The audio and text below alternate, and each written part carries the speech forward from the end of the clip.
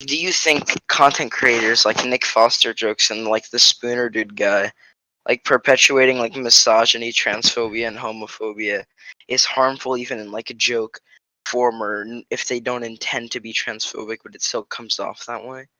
Because like, wouldn't that be like harmful, as in like the perception of like So mostly young impressionable fans? sure, there's a lot there. So first and foremost, obviously it's a different dynamic when you're making these jokes publicly because your intentions, which are clearly very purely jokes from them, may not come off, and some people it might resonate with them a little too much. But I also think that we have a culture of people who feel that because they're offended, that means that like something should not be anymore. Um, in my experience, most people who like silly girl jokes don't actually hate girls. They're just dumb kids. It's comparable to all the silly girls making kill all men jokes and talking about how white men should die, even though they're fucking like a bunch of privileged like, white women.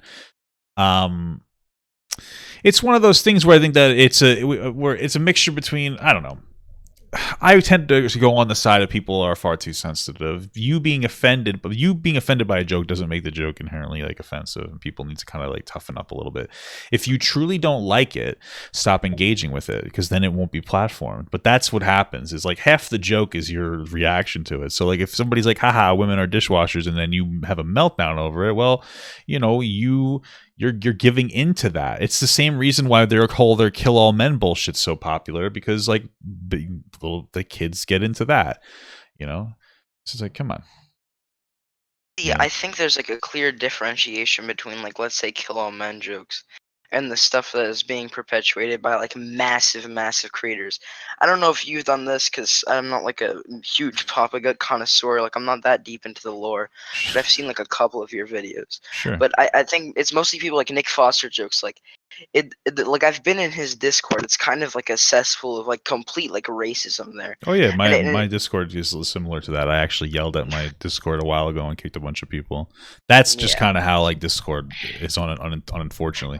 Yeah, but like Sure. general fan base, like you can see the reflection of how like there's the perception or the intent of jokes made by Nick Foster, and then like the perception that he gets from is like usually like 12-year-old fans. Like, I know I sound young, I'm like 15, Sure. but like these are people who like self-identified as like 11 or 12-year-olds saying like the N word or like the F slur, like just straight up, and being like, chill bro, it's a joke. And I don't think that's like right, and I don't think it's No, like a it's not. That I that like comes being to offended. that comes to a bit of like a different thing, right? So like I have some edgy jokes, but I like maintain the idea that like words have meaning and impact. I do know that Nick Foster thinks that the N word's just a word, which is something I definitely disagree with him on. I mean, it is a Bruh. word, but it's very loaded. So it comes more to like how much you may admonish your fans, which is something that you have to do. You have to say stop being like immature and racist, pieces of shit in general. Yeah, no, I understand what you're saying.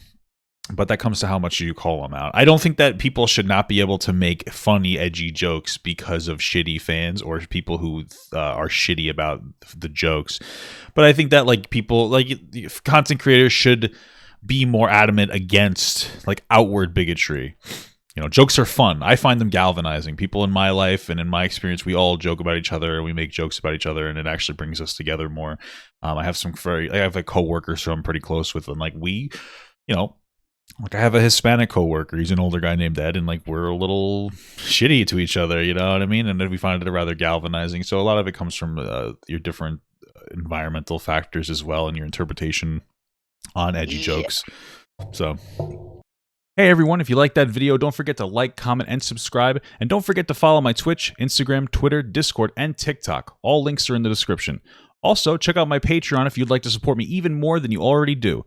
Thank you so much, everyone. I love you all.